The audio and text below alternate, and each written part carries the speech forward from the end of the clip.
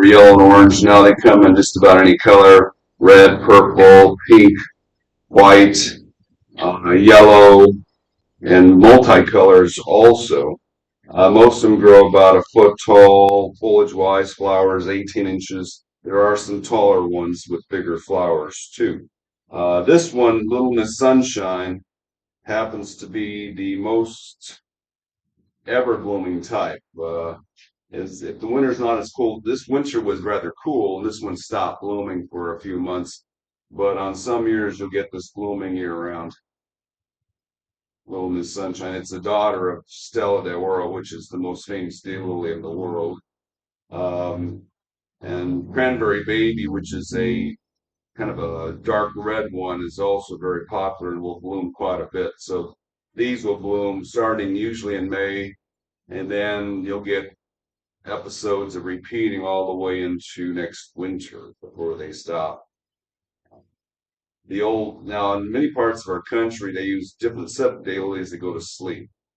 So we carry them too if they're real unusual. Like there's a purple one called Purple Rain, and purple with a yellow throat, and it would totally disappear for the winter and then come back for the spring. But we like the ones that are more evergreen. So so daylilies, and they'll grow in the worst soil we've ever seen.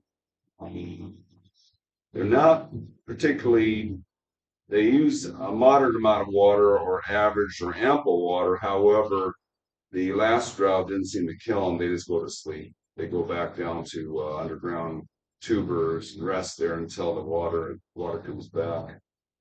I remember at our park I used to live at during the last drought, they started replanting all these plants because these were gone. They weren't able to see them. And then the next winter, when it rained again, they all came up right to whatever they planted over them. So they're pretty strong plants. Now, another strong family would be the daisies. And there's quite a few different kinds of daisies now. These are both considered, they're from a lot of daisies from Africa. So these two are usually called the African daisies. This one is osteospermum, and it's getting quite popular by that name now. So osteo, and this is Arctotus.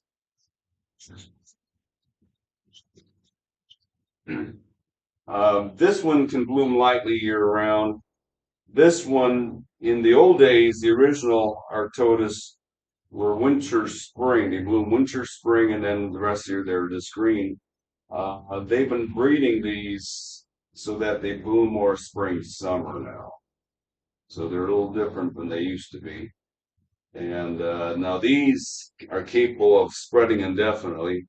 These usually reseed themselves after a few years. The plants can live, well, the purple ones, the original ones can live well decades and decades, but they do reseed themselves.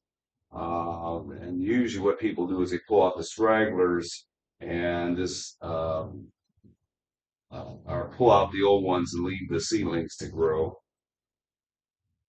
Now, they have bred this, so the original color is purple, pink, and white. They have, there was a different species that had yellow and orange, and they bred them together. The yellow and orange ones were always annuals in the past, and they would die in the summertime. We're not sure how long, if the newer ones can make it year after year like the old purple, pink, and white ones do.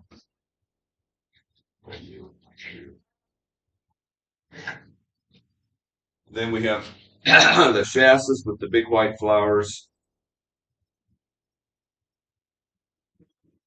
So these bloom generally all summer. And the coreopsis, which the original color was more yellow, and now they have ones that are quite red also. Now, perennials, just so you know so the average perennial lives about 3 years. Daylilies, we've seen them go 20. Uh, so perennials are sensitive to their own dead root system. So with Shasta daisies, what's interesting is they'll start out here and bloom real nice and look great, and the next year they move out about a foot in all directions. And then within a couple years, that the original area is dead.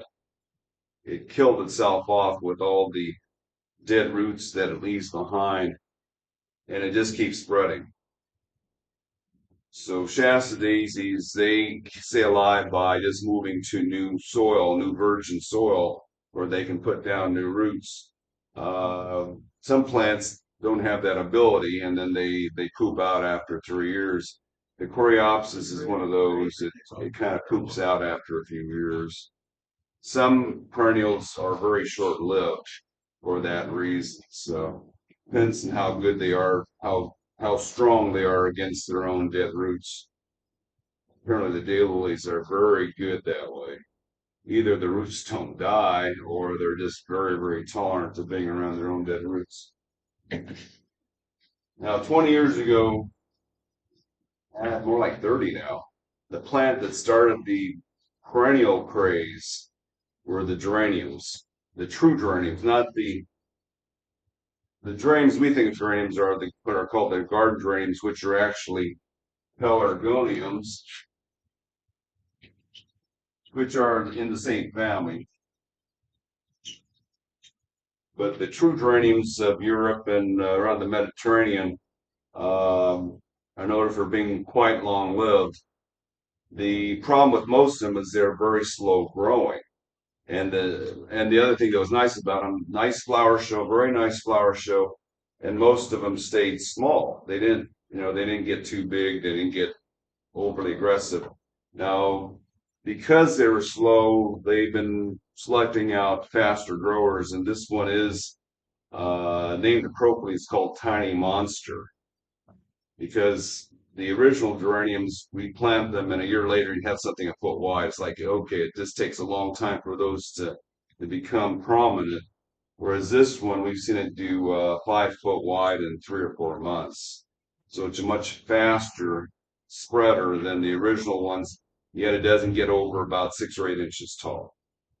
So it stays low, blooms year round, heavier in spring and summer, but it's definitely a nice plant. Now, the geraniums, all the geraniums seem to be best not in full day sun, not against the hot wall. So this is one of the best ones. They say, oh, put them underneath roses in your garden. They'll kind of hide the legginess of the rose. They won't get too tall, and they appreciate the partial shade that the roses give them. So, and they do spill over pots too. I've grown them in pots, and they kind of spill over the edge and bloom. And this is a fairly long-lived plant. I had it in a pot for probably 8 years. Yes. Aren't there literally hundreds of varieties of geraniums? Oh, yes. Because I knew a grower once that, I think out in El Segundo, all they did is grow geraniums. Well, yeah, that was these. So there was, trying to think of the name of that company. Um, It was a family, a small right, family out of a right. trailer almost. I have their catalog somewhere. So they specialized in the zonal. This is zonal without zones on the leaf. Well, it's got paint zone markings. And they had the Martha Washingtons, and they had the ivy geraniums. So though that was it was garden some, Yeah. but yeah, these were real popular back in the 1800s and last century, and still are fairly popular. Although the one of the problems we have with this one, the zonals, is that the bugs eat the flowers all summer. So we don't push them as much. People ask for them, but we do have to treat these for worms May through October. They eat the flower buds. There's another Pelargonium, and I like this one. The bugs don't bother this one. This is called Sidoides Pelargonium. I've seen this spelled at least 4 different ways. Sidoides. But this one has this kind of a silvery leaf, real tight growth, makes a nice carpet on the ground. maybe 8 inches high. Then it sends up these shoots most of the year with burgundy flowers, small burgundy flowers. So it's a nice contrast, silvery foliage, burgundy flowers. Good looking plant in raised beds and in pots. This kind of covers it and then sends out those burgundy flowers. Um, I'll take the credit. I got this plant originally from a landscaper who got it from South Africa, and I gave it to one of the wholesale growers, and now pretty much every wholesale grower grows it. We think it's from because I gave it to magic growers uh, 30 years ago. Now everybody carries the same plant, so it is well liked in the trade. What's the name of it? Pelargonium Oh, it's saidoides. undersized. Doesn't have a common name. Ah, Okay, a real famous one in the catalogs is Aquilia. They're native across North America. They've got this ferny type foliage, and then they have spikes of flowers that come up. They seem to only live about 3 years. I've seen them used as lawn substitutes. Apparently, if you take these and mow them, and they are drought tolerant plants. Uh, but I don't know how long they're supposed to live. In my yard, about 3 years, or they pooped out. So as a lawn substitute, not too good for long term. Now, one of the best perennials I that I like to recommend are the Gower.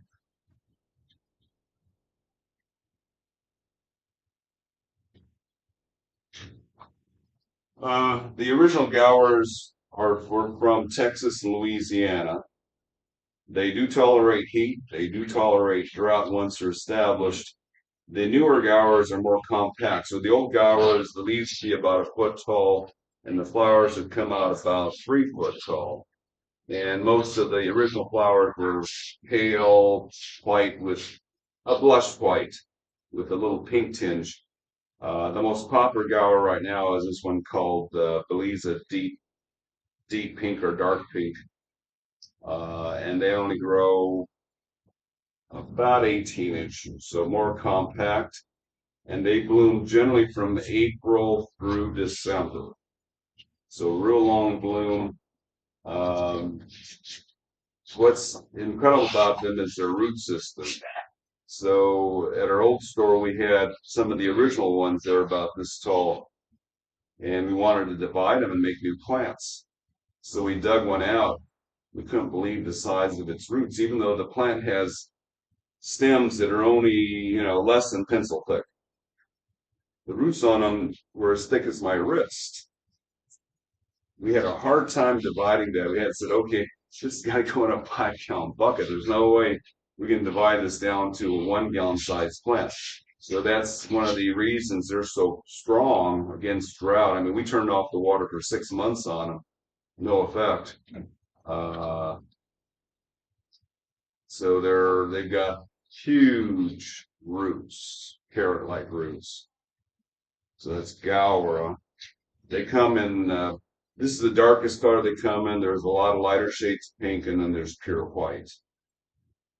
And they range anywhere from 3 foot to about a foot and a half. This is one of the shorter ones. We like the shorter ones better. They do have some with variegated leaves. And just so you know, the leaves naturally have spots on them. So that it's not a disease. They naturally do have these spots. Now, 20 years ago, this was one of the top rated perennials. This is this type of succulent called sedum.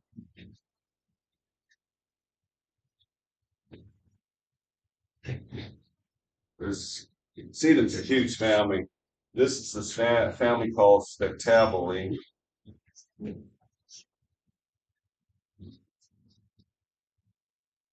Green leaf, Varian leaf.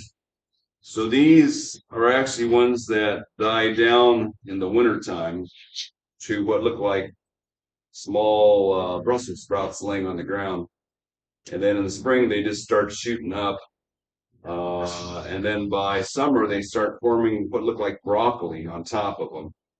And then those flowers open but a little before fall, and they're pink, rusty pink on Autumn Joy. This one's more of a medium pink, and there's some really hot pink ones too. So very easy plant, sun to light shade. Doesn't need a whole lot of water, although they can tolerate being really, really wet soil. These are originally from China.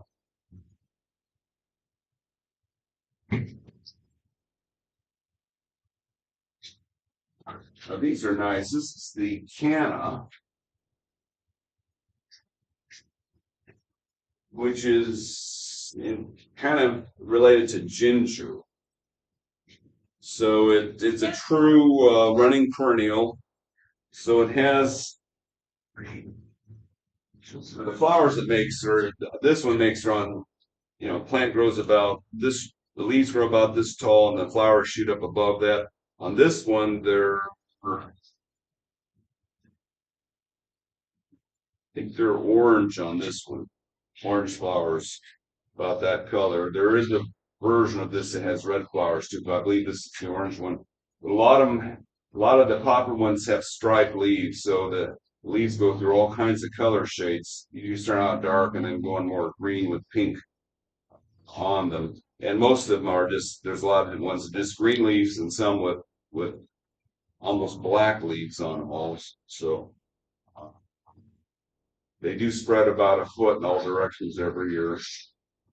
They can stay in the same spot though for quite a long time, at least 5, 6 years in the same spot. So they're strong plants.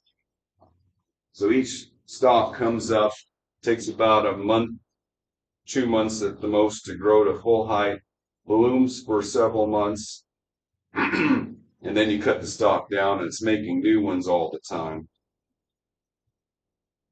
But spectacular for a background. There are some short varieties on the market for foreground use, but I would say they're best as a little tropical looking background. I don't recall where these are native to. I think it's South Africa, because they do have varieties called Durban and Pretoria, which would lend itself to that country. Now, everything we're talking about, if you're in Tennessee or New Jersey, a lot of the stuff you got to pull out to keep it alive in the wintertime. So pretty much everything here is in the ground. One of the strongest ones is this thing here. The common name is Jupiter's beard. The botanical name is Xanthranthus.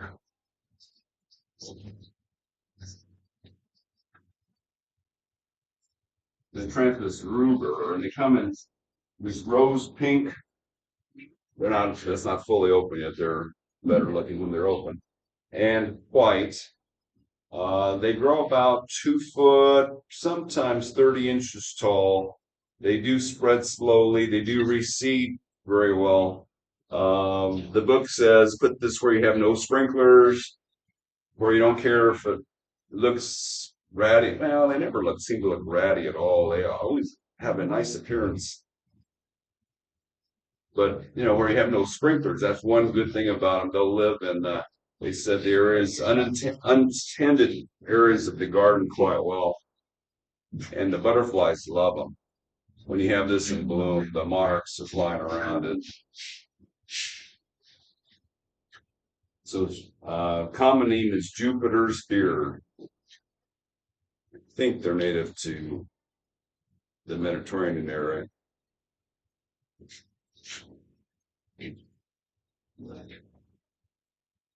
Verbena bonariensis. Now, Verbena is a huge family related to Lantana. This one, we've seen this growing in dry sand, so it hardly needs any water, it seems. It'll shoot up about 2 foot tall, then have purple flowers on top. Does spread slowly in all directions. Tends to live about 3 or 4 years before it peters out. But if you allow it to spread, now one thing about perennials, you got some choice. Either you can let them spread and go to virgin ground, or you can actually pull them out of the ground, put new soil right where they're at, put them back in, and they'll go for another 3 or 4 years. So perennials just need clean dirt.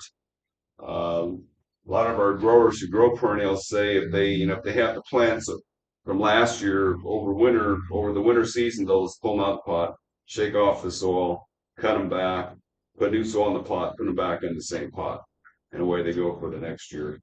I mean, if you have them in a small pot, you got to do that every year. There's not enough room in there to grow many roots. In the ground, they can spread out a little further.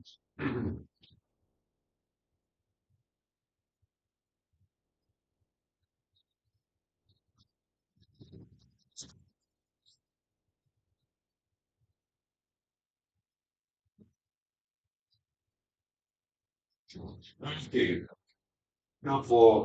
couple here. These are both dahlias. Now we had bulbs for the big ones earlier this year, the ones with the flowers that are like 8 to 10 inches across.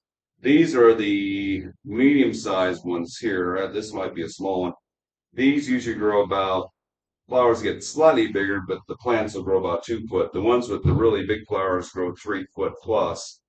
And then there are some that grow smaller. These are actually have tubers in the ground, and they will go to sleep in the winter and come back up for at least 3 years, sometimes longer.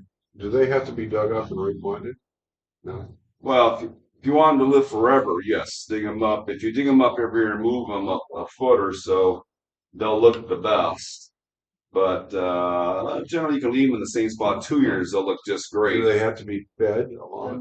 No, bulb plants. The reason they have the bulbs in the ground, that's to store the nutrients to grow, so they don't have to look for food that Little much. dahlias, and they'll grow. First year they'll be beautiful. Second year, not so, and then less and less and less. Right. So yeah, if you move them every year, they'll or put new soil underneath them every year, they'll keep them at peak quality. Just be careful when you move them. The way dahlias are made, they've got the stem remnant in the ground that's attached to all these tubers. You need that part. If you just take a tuber out without that center stem attached, there's nothing to grow. I mean, dahlias were interesting. They're from Central America. They were taken to France because they thought they could use these for food. And then they said Napoleon Bonaparte's wife uh, uh, decided that they were too pretty for that use, and and the book does say the tubers aren't great to eat; they're not wonderful tasting. But they developed all these gorgeous flowers out of them. They come in almost every color you can think of, which is kind of neat. And the dahlias usually bloom from May, or well, if you plant, normally it'd be May. Depending on how soon the soil warms up. These were all grown in a greenhouse, so they jumped the gun by a month. But normally it's May through November for dahlias. So each stem comes up, blooms for about 2 months. New stems keep coming out of the ground. They bloom for about 2 months, and then everything just turns yellow and dies to the ground for the winter.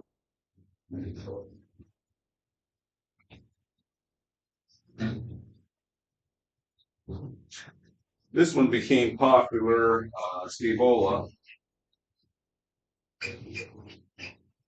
about 30 years ago.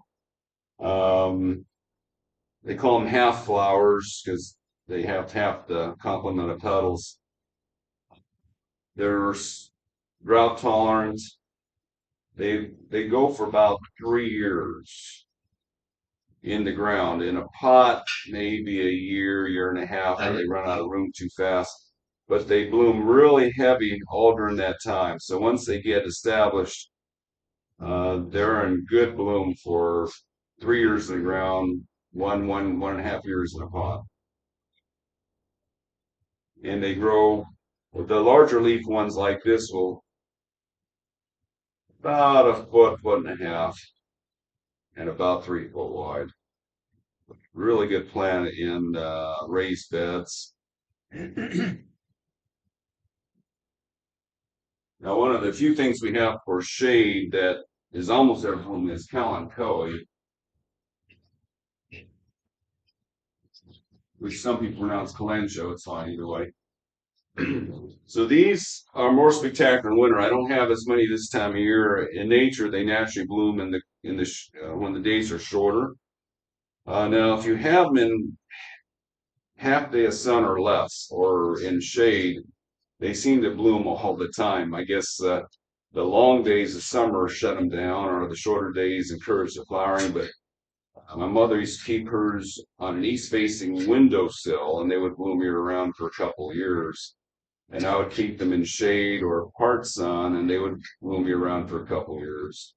So one of the few plants we have that'll bloom, indoors or in quite a bit of shade outside. That lives for quite a long time. It's a succulent. I remember I had one plant. I pulled it out of the ground, planted it somewhere else. Didn't skip a beat. I put it in full sun, and it still bloomed, but in full sun, these leaves will change to a copper color, which just doesn't look as pretty with the flower colors. So I would say they look a lot better in the shade. The leaves are green, and then the colors show up better. 20 years ago, Nemesia was the big hit. This is a snapdragon relative. Flowers look like tiny snapdragons. About a foot tall, about 2.5 foot wide. Blooms year-round, 3 years. At least the purple, pink, and white ones, almost the same as the African daisies. The original colors for the perennial was purple, pink, and white. There are some gorgeous annuals that are orange and red. Absolutely gorgeous, but they usually die during summer. They bloom in spring, die in summer. But we've seen this thing bloom 3 years nonstop. So very nice. And other nice thing about them is you don't really have to do much maintenance because they shoot up the new growth through the center, comes up about this high, and then as it ages, it lays down on the ground to its side, and it just buries the dead stuff. So you look at it, and go, okay, looks nice, still looks nice, and after a year, it still looks nice, because all the dead stuff is laying on the dirt and you can't see it. So, Nemesias were a huge hit 20 years ago. I remember going to Disneyland. Hordes of Nemesias there too. This is Kelly Lofas.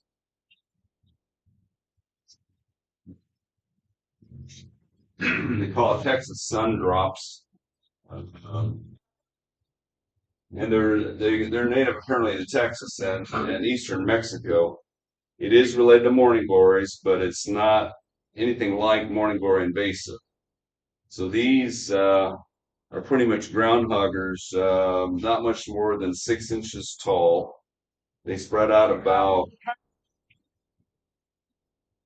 3 foot wide, and they'll bloom brilliant yellow flowers from about now through the end of summer. Good flower show. I mean, it's just about solid yellow, very close to being solid yellow all during that time. In my yard, about 3 years. About 3 years, and then they poop out and go away.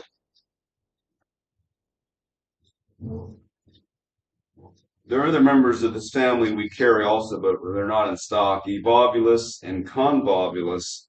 Uh, Evolvulus and Convolvulus have blue flowers or white flowers.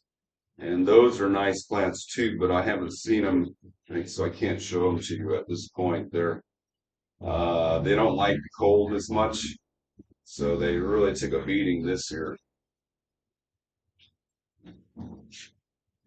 Now we don't carry the old-fashioned agapanthus. We let the other nurseries do the ones that everybody already has, agapanthus. This is one of the nicer ones we've seen. This one's Maverick, and it's got the variegated leaves and the medium to dark blue flowers. So there are other variegated ones with either white flowers or pale blue. This one has a dark blue flower, which just makes it nice. Now, these are real tolerant of bad soil, but they look a lot better, perform a lot better if you have good soil around them. So we do recommend on these, because in this type of soil, the compost soil that most nurseries use, ground up wood, it puts them to sleep in the winter. If this is not around them, they stay awake all winter. I'm not sure exactly what causes that to happen, but they're healthier apparently if the compost is around them. You can't hurt them by bare rooting them. They're really sturdy plants. So bare root them, put them in the ground, and have a better show. So this one, the foliage gets about this high, about this wide. Spikes up blue flowers about 22 foot or so for about 2 months in the early summer. And all the other agapanthus do about the same thing.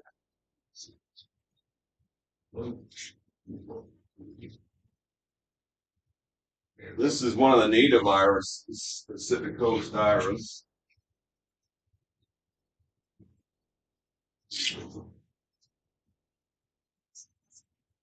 There's several species. The breeders have bred them all together to get the fancier colors. These are native to along streams in central California coast, and I guess probably in the Sierra foothills too. They tend to go to sleep during droughts, so they can disappear totally in the summer heat and then come back the next year. A little bit of water keeps them green though, and their primary bloom season's right now, about mid-spring, and they can form big colonies. If you've got a native oak, it's nice to go right at the edge of the shade of the native oak, kind of like that. I brought in one non-blooming thing because I really love this plant. This is a fern that's got absolutely gorgeous leaves. They're called the painted ferns. They're from Asia. The town name is Varian. They do like shade. They'll go fairly dark shade. They do need an acid soil, so we usually grow them in our acid mixed soil. I mean, they'll work in our top pot soil too.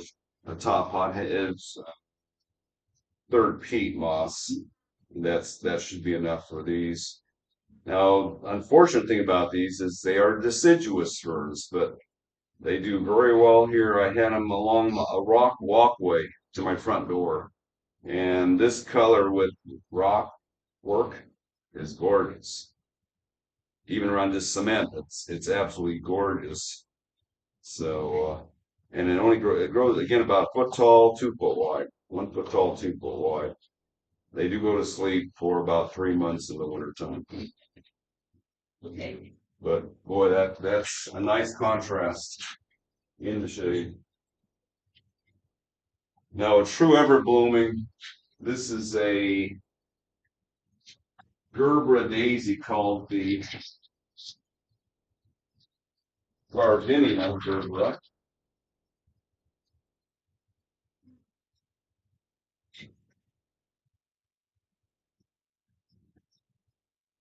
Another African daisy.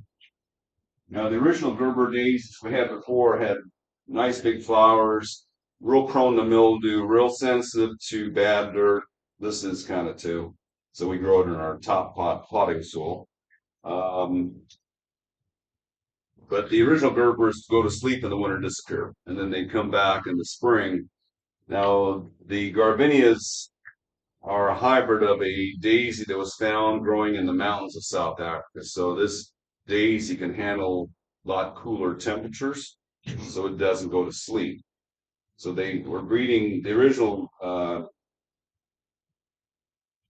daisies from the mountaintop were just, I believe, just orange. So they crossbred them with the other Gerber daisies, and now we can get all colors. At the moment, I just have the dark orange and a few scarlets. We've got some pink ones growing, some yellow ones growing, uh, um, and a few bicolors growing, but when we get the plants sort of like this big, so it takes a while for us to get them on the market. Hopefully by 2 more months they should be in bloom.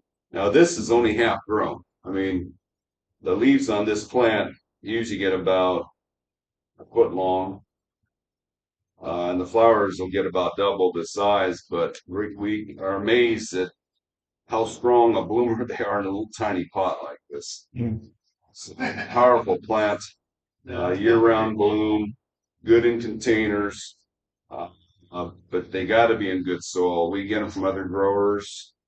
In the compost soil that they grow, they tend to rot very, very easily, like the original Gerberas do.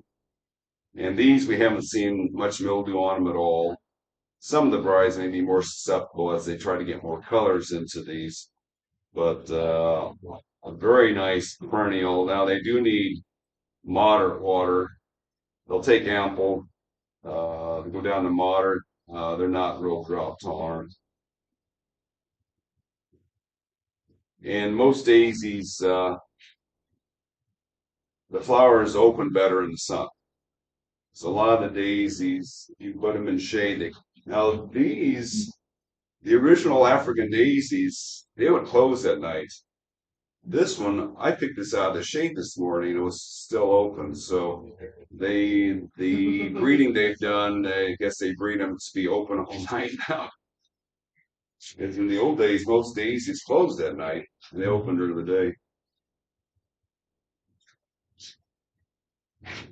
Now here's Carnation, which is the family Dianthus. And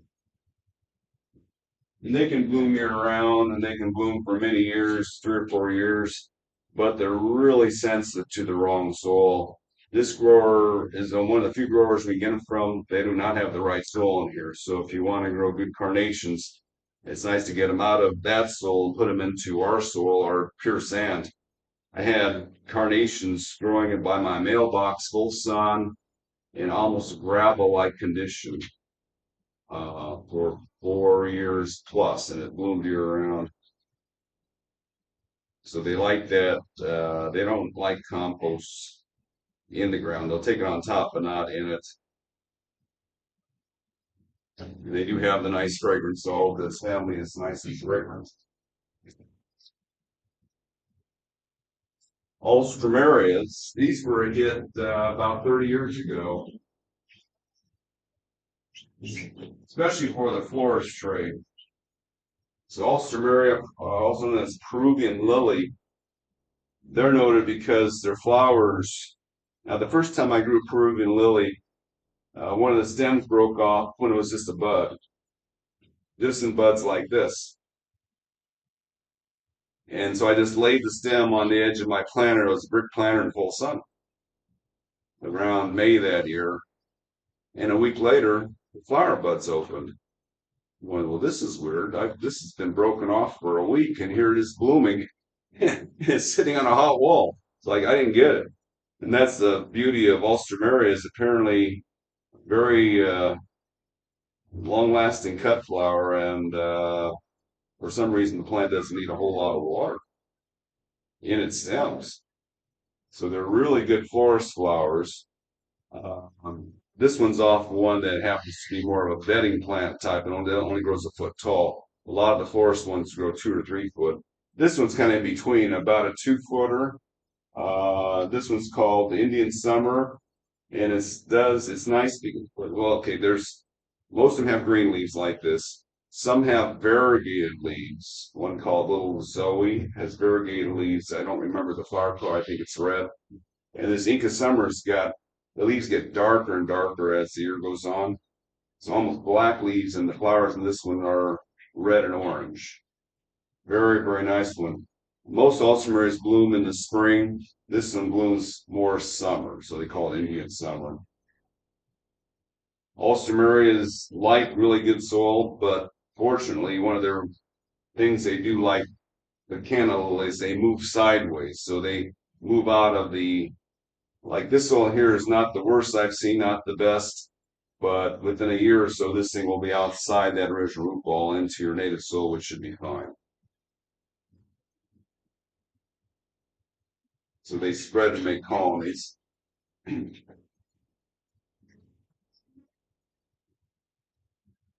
Another famous California native. This is the Nutella Hot Coffee or Romney. This started to bloom in my neighborhood, so they usually bloom at about 7 foot off the ground. Anywhere from 4 foot to about 10 foot is the range. I believe these are seed grown, so there's a bit of variability between the plants. Flowers are white with yellow centers. They look like a big fried egg, and they can be anywhere from about 6 inches to about 10 inches across. If you drive along the borderline between Orange County and Riverside and the mountains, they're coming up. They should be in bloom right now. Not right now. Mother's Day. Mother's Day, they're blooming. They live along riverbeds and sides of roads where the water collects. Uh, we have had specimens that bloom year round. Most of them go to sleep during the heat, but there are some selections. I can't find it. I haven't found it lately, but there's one called White Cloud. White Cloud is noted for having bluer leaves, taller stature, bigger flowers, and year-round bloom. But I haven't found that for about 10 years. Now they can be difficult to start because they like really good soil and the growers usually don't use it. However, if you surround them with sand or a top pot, they should root out into that and grow into it and be fine. The last time I planted one of these, yeah, the original plant died after about a year, but all its offspring were just so vigorous. We didn't really care about the original plant after that. Now, they are strong and unpredictable as far as how fast they'll spread. So sometimes they'll stay in one spot for 10 years, then peter out after a while. But um, one of our customers told us they planted in front of a cabin up in the mountains, and a year later, it sent up shoots through the middle of their cabin floor. And it's one of those plants that they say you can put it on one side of the sidewalk and they'll shoot around and come up on the other side of the sidewalk. Not many plants can travel that far underground, but they do have runners that spread out and they come up in different places. But a very beloved California native. They're along the riverbeds. You'll see huge stands of these things, solid stands, really pretty. So that's Nutella Hot Coffee Ramen. Here are the Kangaroo Paws, and that probably means they're from Australia. These are real sensitive to bad soil too. Now this grower is my best grower. I don't expect these to rot away, but if I get any other grower, they tend to rot out. You can always peel a little bit of soil off. You want to be careful with it. We do plan to grow. We have grown these in the past. We do plan to grow more, but they haven't been available to growers. But we're all competing for the same liners from Australia. So we'll have this variety later this year that we grow ourselves. Now, my dad grew these before they were popular. So back in the 80s, he had one of the original Kangaroo Paws, but the flowers are mostly green. So it never sold, but he had hundreds of them. They kept multiplying, kept dividing the plants, hoping they would sell. Every time they bloom, we'd sell a few, but wouldn't sell out because they're mostly green with a little bit of orange and yellow near the lips of the flowers. Now they've got all these spectacular colors, red, pink, yellow, orange, multicolored ones, velvety green with red edges, all kinds of colors now.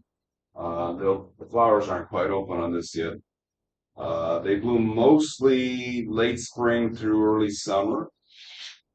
Now, when we get the plants from Australia, that's a different season down there.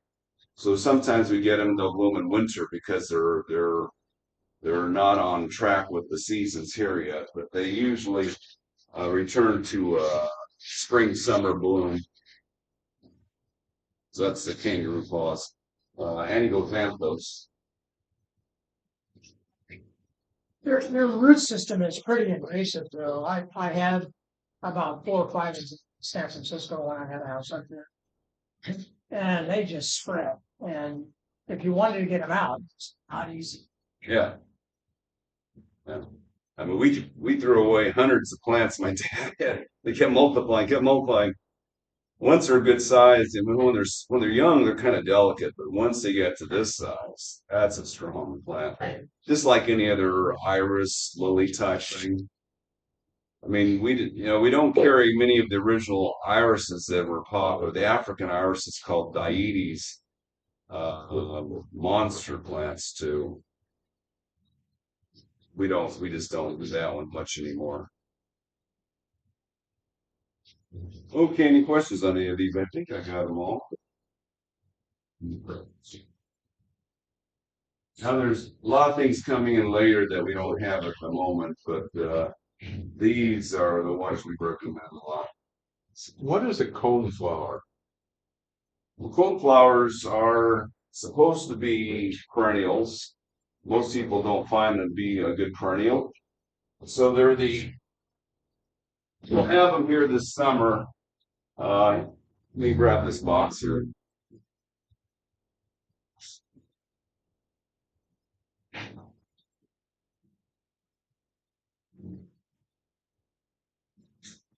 So the picture of coneflowers.